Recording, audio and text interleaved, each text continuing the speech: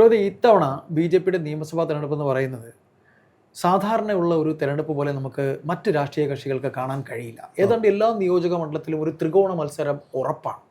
Thiruvananthapuram corporation ഒരിക്കലും BJPയുടെ ഭാഗത്തേക്ക് BJP ഭരണം വരും എന്ന് സംസ്ഥാനത്തുടനീളം ആരും അങ്ങനെ ഒരു വേള അങ്ങ് ചിന്തിച്ചില്ല. പക്ഷേ അവർ മറ്റ് സംസ്ഥാനങ്ങളിലൊക്കെ ആദ്യം കോർപ്പറേഷനാണ് കൈയടക്കിയിട്ടുള്ളത്.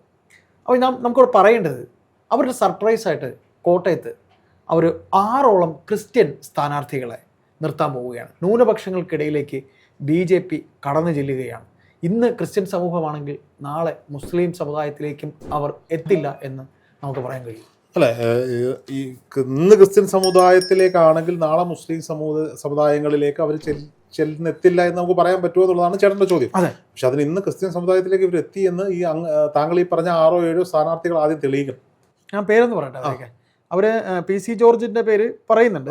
അദ്ദേഹത്തിന്റെ മകനും മത്സരിക്കുന്നുണ്ട്, ഷോൺ ജോർജ്. അത് ഒരാൾ പൂഞ്ഞാറും മറ്റൊരാൾ പാലായിലും. പിന്നെ അൽഫോൺസ് കണ്ണന്താനത്തിന്റെ പേര് പറയുന്നുണ്ട്. ജോർജ് കുര്യനുണ്ട്. പിന്നെ ഇപ്പോൾ വക്താവ് സ്ഥാനം CPM വക്താവ് സ്ഥാനം ഒഴിഞ്ഞ റെജി ലൂക്കോസിന്റെ പേരുണ്ട്.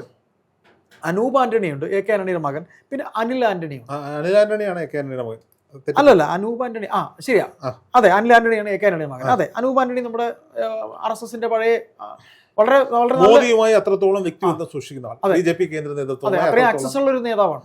വളരെ നല്ല വൈബ്രന്റ് ആയ ഒരു പാർട്ടി BJP ആയി പോയത്. തീർച്ചയായിട്ടും പാർട്ടി BJP ആണ്, നല്ലൊരു ചെറുപ്പക്കാരനാണ്. അപ്പൊ ഇത്രയും പേര് കേൾക്കുന്നുണ്ട്. അപ്പൊ എന്താ പറയാനുള്ളത്? എനിക്കിതിനകത്ത് പറയാനുള്ളത്, ചേട്ടൻ പറഞ്ഞ 1-2 പോയിന്റുകളോട് എനിക്ക് എതിർപ്പുണ്ട്. BJPയുടെ ഒരു വളർച്ച മറ്റ് പാർട്ടികളെ വല്ലാതെ ഭയപ്പെടുത്തുന്നുണ്ട് എന്ന് അങ്ങ് പറയുമ്പോൾ കേരളത്തിലാണ് ഞാൻ പറഞ്ഞത്. കേരളത്തിലാരും തന്നെയാണ്. BJPക്ക് ഇപ്പോഴും ഭയപ്പെടുത്താൻ പറ്റുന്ന ഒരു ശക്തിയായി മാറാൻ കേരളത്തിൽ സാധിച്ചിട്ടില്ല എന്നുള്ളതാണ് എൻ്റെ വിലയിരുത്തൽ. അത് എനിക്ക് എൻ്റെതായ ചില കാരണങ്ങൾ കൂടി പറയാനുണ്ട്. ഒന്ന്, കഴിഞ്ഞ ലോക്സഭാ തെരഞ്ഞെടുപ്പിൽ 20% BJPയുടെ വോട്ട് ഷെയർ. ചരിത്രത്തിലെ ഏറ്റവും വലിയ വോട്ട് ഷെയറിലേക്ക് K. സുരേന്ദ്രന്റെ നേതൃത്വത്തിൽ BJP എത്തിച്ച വർഷമാണ്. ചരിത്രത്തിലാദ്യമായി ഇപ്പൊ നിയമസഭയിൽ ഒരു സീറ്റ് രാജേട്ടന് പണ്ട് തുറക്കാൻ സാധിച്ചു എന്നുള്ളത്, നിയമത്തിൽ താമര വിരിയിക്കാൻ സാധിച്ചു. അത് അവിടെ ഒരു ഫാക്ടർ വർക്ക് ചെയ്തതാണ്. O. രാജഗോപാൽ എന്ന് പറയുന്ന പരിണതപ്രജ്ഞനായ മുൻ കേന്ദ്രമന്ത്രിയായിരുന്ന ഒരു മനുഷ്യൻ രാഷ്ട്രീയത്തിന് അതീതമായി തോൽവിയുടെ സഹതാപം കൊണ്ട് സാധാരണക്കാരും വോട്ട് ചെയ്ത സാത്വികനായ ഒരു മനുഷ്യനെ വോട്ട് ചെയ്ത് നിയമസഭയിലേക്ക് എത്തി. നിയമസഭയിൽ എത്തിയതിനു ശേഷം അദ്ദേഹം കാണിച്ച ഒരു CPM അനുകൂലതയുണ്ട്. അതായത് സ്പീക്കർക്ക് വോട്ട് ചെയ്തടക്കം ശ്രീരാമകൃഷ്ണന് അദ്ദേഹം വോട്ട് ചെയ്തു. എന്നിട്ട് അദ്ദേഹം പറഞ്ഞത് അദ്ദേഹത്തിന്റെ പേര് ശ്രീരാമന്റെയും കൃഷ്ണന്റെയും ചേർന്ന പിതാമധേയമായതുകൊണ്ടാണ് ഞാൻ വോട്ട് ചെയ്തതെന്ന് പറയുന്ന ഒരു വല്ലാത്തൊരു ന്യായം മുന്നോട്ട് വെക്കുന്ന ഒരു രാജേട്ടനെ നമ്മൾ ഒരിക്കലും എൻ്റെ O. രാജഗോപാലിൽ നിന്ന് BJPക്കാർ പോലും പ്രതീക്ഷിക്കാത്ത ഒരു രീതി അവിടെ അവലംബിക്കുന്നത്. നമ്മൾ ഒരു പൊതുവെ സാത്വികനായതുകൊണ്ട് ഇങ്ങനെയൊക്കെ ആയിരിക്കാം. ഞാൻ പറഞ്ഞത് ഈ സ്വാത്വികന്മാരായാലും ടെറർ ആയാലും ഇവരെയൊക്കെ ജയിപ്പിച്ചു വിട്ടാൽ കിട്ടാൻ പോകുന്ന ഒരു സാധ്യതയെ പറ്റി. ഇപ്പൊ അങ്ങ് പറഞ്ഞു, തിരുവനന്തപുരം നഗരസഭ BJPക്ക് പിടിക്കാൻ സാധിച്ചതിനെ പറ്റി പറഞ്ഞു. നഗരസഭകളിലാണ് ഇവർ ആദ്യം തുടങ്ങുന്നതെന്ന്. അതെ, മറ്റ് സംസ്ഥാനങ്ങളിലൊക്കെ അങ്ങനെയാണ്. അത് മറ്റ് സംസ്ഥാനങ്ങളാണ്, ഇത് കേരളമാണ്. ഇവിടെ വ്യത്യാസമുണ്ട്. ഒന്നും നടക്കില്ലെന്നാണ്. അല്ല, എന്റെ വിലയിരുത്തലിൽ നിയമം പോലും കിട്ടാൻ പോകുന്നില്ല എന്നുള്ളതാണ് എന്റെ വിലയിരുത്തൽ. അവിടെ വളരെ നല്ല വർക്ക് നടക്കുകയാണ്. തീർച്ചയായിട്ടും ഞാൻ തിരുവനന്തപുരത്തുകാരനാണ്. അവിടെ എനിക്കറിയാൻ കിട്ടുന്ന എൻ്റെ ഭാര്യാഗ്രഹം നിയമത്താണ്. ഇതിനേക്കാൾ വലിയ വർക്കായിരുന്നു കഴിഞ്ഞ തവണ തിരുവനന്തപുരം ലോക്സഭാ മണ്ഡലത്തിൽ നടന്നത്. അല്ല, അവിടെ ഞാൻ ഒന്ന് പറഞ്ഞോട്ടെ, അതായത് ഈ പറയുന്ന പോലെ അവിടെ ഗ്രാസ് റൂട്ട് ലെവലിൽ നിയമത്തിൽ സ്ഥാനാർത്ഥി ഇദ്ദേഹം ആയിരിക്കരുത്, മറ്റ് സ്ഥാനാർത്ഥിയെ മത്സരിപ്പിക്കേണ്ടി വരും. അല്ല, അദ്ദേഹം അത് നമ്മൾ പറയുന്ന പോലെ, നമ്മൾ കണ്ണുടച്ച് പറയുന്നത് പോലെ അല്ല. അദ്ദേഹത്തിന് ഇപ്പം ഞാനൊന്ന് പറഞ്ഞോട്ടെ, ഇത്രയും പറയുന്നുണ്ടോ. അതായത് അദ്ദേഹം ലോക്സഭയിൽ മത്സരിക്കുമ്പോൾ രോഹിത്തിനും അയ്യപ്പദാസിനും അറിയില്ല ഇദ്ദേഹം ആരാണ്. ഞാൻ തിരുവനന്തപുരത്തുകാരനാണ്. എനിക്ക് അങ്ങനെ പറയല്ലേ, അദ്ദേഹം കേന്ദ്രമന്ത്രിയായിരുന്നു. പക്ഷെ സാധാരണ എനിക്കറിയാമെന്ന് വെച്ചാൽ പോട്ടെ, ഓട്ടോറിക്ഷ ഡ്രൈവർമാർക്കോ സാധാരണക്കാരെ ആൾക്കോ അറിയില്ലായിരുന്നു. പക്ഷെ അത് 2ാം സ്ഥാനത്താണ് വന്നത്. 2ാം സ്ഥാനത്ത് വന്നത് അത് അദ്ദേഹത്തിന്റെ മെറിറ്റ് അല്ലേ? അല്ല, ഞാനൊരിക്കലും എന്റെ രാഷ്ട്രീയം രാജീവ് ചന്ദ്രശേഖരന്റെ മെറിറ്റ് അല്ല, അത് സ്ഥലം തിരുവനന്തപുരമാണ് എന്നൊരു മെറിറ്റ് അവിടെ ഉണ്ട്. BJP അല്ല. നമ്മൾ പറഞ്ഞ കാര്യം നമ്മൾ പറയണം. അങ്ങയുടെ നിലപാട് പറയുമ്പോൾ ഞാൻ എന്റെ നിലപാടാണ് പറയുന്നത്. BJPയെ സംബന്ധിച്ചിടത്തോളം BJPക്ക് നല്ല ശക്തമായ വേരോട്ടുള്ള മണ്ണാണ് തിരുവനന്തപുരം, പാലക്കാട് പോലെ തന്നെ ശക്തമായ വേരോട്ടം വളർന്നു വരികയാണ്. വ്യക്തമായ വേരോട്ടുള്ള മണ്ണാണ് തിരുവനന്തപുരം. ആ തിരുവനന്തപുരത്തേക്ക് ഒരു മുൻ കേന്ദ്രമന്ത്രി അവിടെ കൊണ്ടുവന്ന് മത്സരിപ്പിക്കുന്നു. അവിടെ കൃത്യമായി ഫണ്ട് ചെയ്യാനുള്ള സോഴ്സുകൾ അവർക്കുണ്ട്. കൃത്യമായ ഫണ്ടിങ് അവിടെ നടക്കുന്നുണ്ട്. അടിത്തട്ടിൽ മുതൽ മുകളിൽ ജില്ലകളിലേക്ക് വരെ പൈസ ഇറക്കിക്കൊണ്ടുള്ള പ്രവർത്തനങ്ങളാണ് നടക്കുന്നു. ഇനി അവിടെ ഉണ്ടായ ഒരു പ്രശ്നം, എന്നും പേയ്മെന്റ് സീറ്റ് വിവാദത്തിൽ പെടുന്ന തിരുവനന്തപുരം സീറ്റ്, CPIയുടെ തിരുവനന്തപുരം സീറ്റ്, CPIയുടെ ഏറ്റവും പ്രജ്ഞനായ സീനിയർ നേതാവ് പന്ന്യൻ രവീന്ദ്രനെ കൊണ്ടൊന്ന് മത്സരിപ്പിച്ചിട്ട് CPM അടക്കമുള്ള ഇടതുപക്ഷ പാർട്ടികൾ പന്ന്യൻ രവീന്ദ്രനെ പണിതു എന്നുള്ളത്. അതാണ് രണ്ടാം സ്ഥാനം വരാൻ തീരദേശ മേഖലകളിൽ നിലം തൊടാൻ രാജീവ് ചന്ദ്രശേഖരന് സാധിച്ചില്ലല്ലോ. അതിന് അവർ കാണിച്ച പരിപാടി അപ്പൊ ഞാൻ പറയുന്നത് രാജീവ് ചന്ദ്രശേഖരന്റെ മെറിറ്റ് എന്ന് ഞാൻ പറയില്ല, അല്ലെങ്കിൽ BJPയുടെ മെറിറ്റ് എന്ന് ഞാൻ പറയില്ല. പക്ഷേ രാജീവ് ചന്ദ്രശേഖരൻ പിന്നീട് സംസ്ഥാന അധ്യക്ഷനായി മാറുന്നതിന് ശേഷം BJPയിൽ ഉണ്ടായിരിക്കുന്ന മാറ്റങ്ങളെ പറ്റി നമുക്ക് ചർച്ച ചെയ്യാതിരിക്കാൻ കഴിയില്ല. കെ സുരേന്ദ്രൻ ഈ BJP നോക്കൂ, BJP സംസ്ഥാന അധ്യക്ഷന്മാരെ നിയമിക്കുന്നത് ഒരു വല്ലാത്ത രീതിയിലാണ്. ഇപ്പൊ കുമ്മനം രാജശേഖരൻ, അദ്ദേഹത്തിന്റെ പേര് നമുക്ക് കേൾക്കുമ്പോൾ സ്വാത്വികനായ ഒരു മനുഷ്യൻ, തീർച്ചയായിട്ടും. പക്ഷേ ഹിന്ദു സമൂഹത്തിന് കോട്ടം തട്ടുന്ന ചില വിഷയങ്ങൾ നമുക്കറിയാം, നിലയ്ക്കൽ പ്രശ്നമടക്കം അത്തരം പ്രശ്നങ്ങളിലൊക്കെ മുന്നിൽ നിന്ന, മനസ്സിൽ ഹിന്ദുക്കൾക്ക് വേണ്ടി ഏതറ്റം വരെയും പോകുമെന്ന ചിന്താഗതിയുള്ള, പുറമേ സ്വാത്വിക ഭാവത്തിൽ നടക്കുന്ന, സ്വാത്വികനാണെന്ന് തോന്നിപ്പിക്കുന്ന സ്വാത്വികനായ അയാളെ സംസ്ഥാന അധ്യക്ഷനാക്കിയതിലൂടെ ഈ പറയപ്പെടുന്ന ഉള്ളിൽ സംഘപരിവാറിന്റെ തീവ്രതയുള്ള ഒരു കൂട്ടം ആളുകൾക്ക് ഊർജം പകർന്നു. അതിലൂടെ അവര് ആളുകൾക്കിടയിലേക്ക് ഇറങ്ങി വർക്ക് ചെയ്യാൻ തുടങ്ങി. അവിടുന്ന് പതുക്കെ അത് ശ്രീധരൻ പിള്ളയിലേക്ക് ഷിഫ്റ്റ് ചെയ്തു.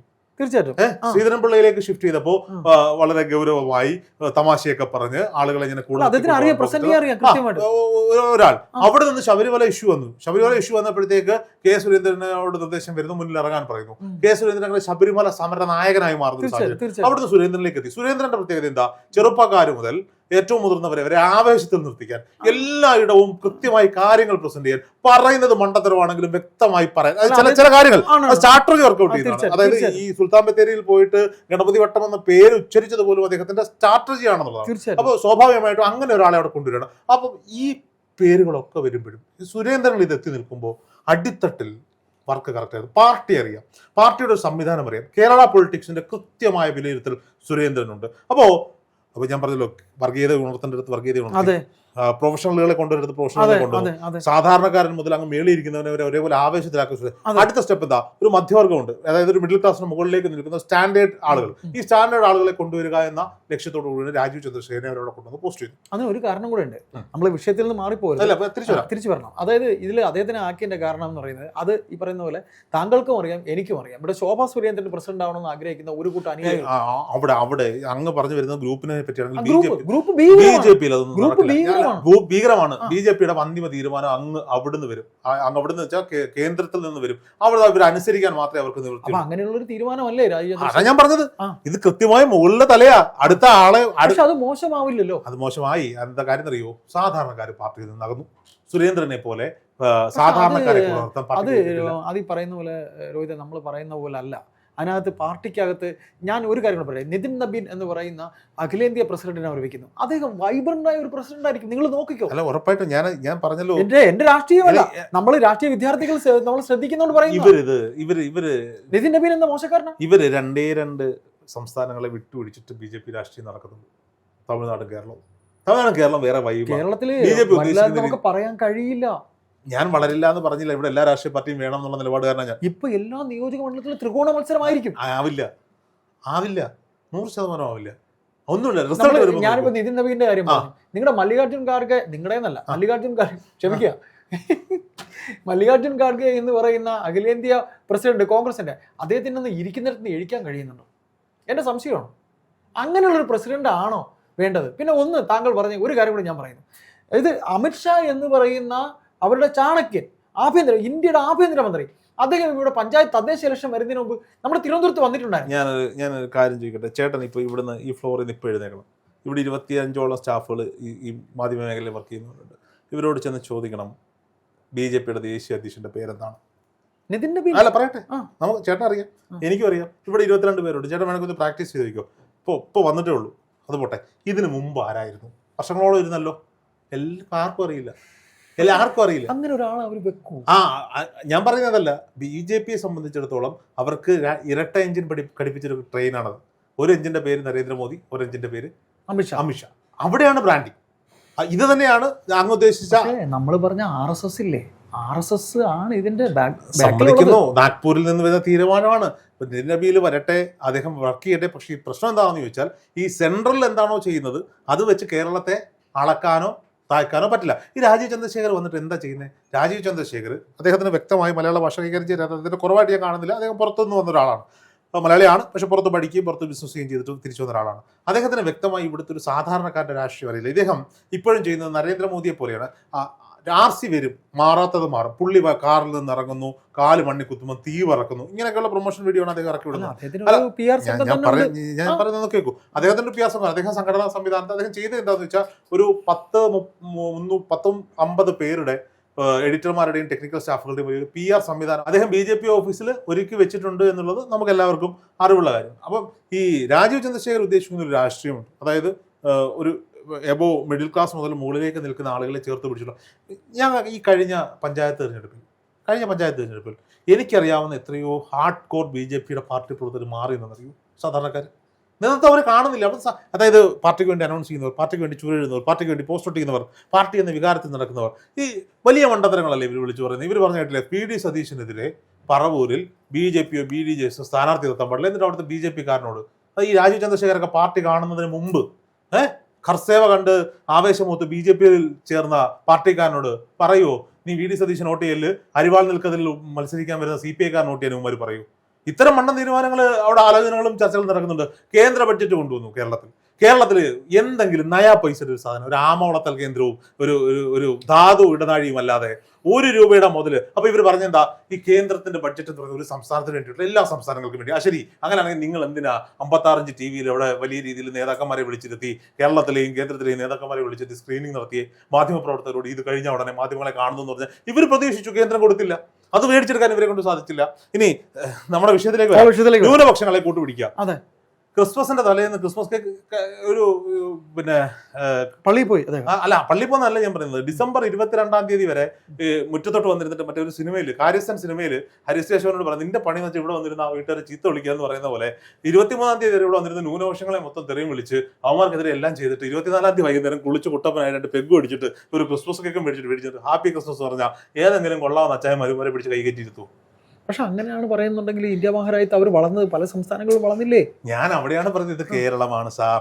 പക്ഷെ കേരളത്തിൽ വളരെ രോധി അങ്ങനെ പറയാൻ കഴിയില്ല എന്നാണ് എനിക്ക് തോന്നുന്നത്. കാര്യം എന്ന് വെച്ചാൽ അവരുടെ അങ്ങ് പറഞ്ഞ ഈ 6 പേരല്ലേ ഞാൻ പറയുന്നത്. ഇവര് ന്യൂനപക്ഷങ്ങളിൽ മത്സരിപ്പിക്കാൻ പോകുന്ന ലിസ്റ്റാണ് പറഞ്ഞത്. ഒന്ന് PC ജോർജ്, 6 തവണ പൂഞ്ഞാറിൽ നിന്ന് ഇടത്തു നിന്നും വലത്തു നിന്നും MLA ആയാൾ, 7ാമത് സ്വതന്ത്രനായി നിന്ന് മുസ്ലിം സമുദായത്തിന്റെ STPയുടെ വോട്ട് വാങ്ങി ജയിച്ചിട്ട് പിറ്റേന്ന് ഇങ്ങോട്ട് ഇറങ്ങി STPക്കാരും മുസ്ലിം സമുദായവും മൊത്തം ജിഹാദികളാണെന്നും ഭീകരന്മാരാണെന്ന് പറഞ്ഞത് അവിടെയുള്ള അച്ചായന്മാർക്ക് അറിയാം, അവിടുത്തെ ഹിന്ദുക്കൾക്ക് അറിയാം ഇയാളെ വോട്ട് ചെയ്യണോ വേണ്ടേ എന്നുള്ളത്. അയാൾക്ക് പൂഞ്ഞാർ മത്സരിക്കത്തില്ല. ഒന്ന്. പിന്നെ ഷോൺ ജോർജ് നല്ല ചെറുപ്പക്കാരൻ, 100% ഞാൻ പറയുന്നു, ഭാവിയുള്ള രാഷ്ട്രീയ വൈബ്രന്റ് ആയിട്ടുള്ള ചെറുപ്പക്കാരനാണ്. പുള്ളിയുടെ ജീവിതത്തിൽ എടുത്ത ഏറ്റവും വലിയ മണ്ടൻ തീരുമാനമാണ് BJPയിലേക്ക്. അവിടെ ജോസ് കെ മാണിയൊക്കെ മത്സരിച്ചു കഴിഞ്ഞാൽ, മാണി സി കാപ്പനൊക്കെ മത്സരിച്ചാൽ ഒരു ഇടിച്ചു നിൽക്കാനെങ്കിലും പറ്റൂലേ? പാലയിൽ ഞാൻ കഴിഞ്ഞ ആഴ്ച നാഷണൽ ഫെസ്റ്റിവലിൽ ഷോൺ ജോർജിന്റെ ഇന്റർവ്യൂ എടുത്തിരുന്നു. അപ്പൊ അദ്ദേഹം കോൺഫിഡന്റ് ആണ്. 20,000 വോട്ടിന്റെ ഭൂരിപക്ഷത്തിൽ പാലായിൽ ഷോൺ ജോർജ് ജയിക്കുമെന്നാണ് ഷോൺ ജോർജിന്റെ വിശ്വാസം. ജോസ് കെ മാണി 3ാം സ്ഥാനത്ത്. സാധ്യതയില്ല, അല്ല അദ്ദേഹം പറയുന്നതാണ്, എനിക്കറിയില്ല. പക്ഷെ അവിടെ മത്സരമല്ല, അവിടെ കൃത്യമായി അണ്ടർഗ്രൗണ്ട് വർക്ക് നടക്കുന്നുണ്ട്. അതായത് കൃത്യമായി വോട്ടുകൾ ചേർക്കപ്പെടുന്നുണ്ട്, പുറത്തുനിന്നുള്ള വോട്ടുകളൊക്കെ അവിടെ ചേർക്കപ്പെടുന്നുണ്ട്, ആരോപണങ്ങളൊക്കെ വരുന്നുണ്ട്.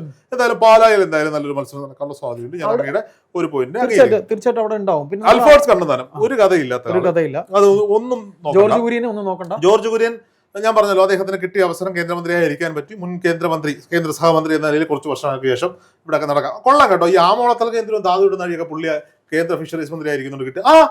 ഇവിടെ വേറെ ഉണ്ടല്ലോ പെട്രോളിയം സഹമന്ത്രി എയിംസ് വരും, മറ്റേ മോനെ പറഞ്ഞില്ലേ, വന്നോ?